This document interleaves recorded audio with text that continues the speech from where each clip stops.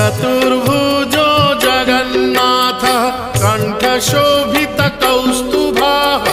पद्मनाभो देवगर्भश्चन्द्रसूर्यविलोकनः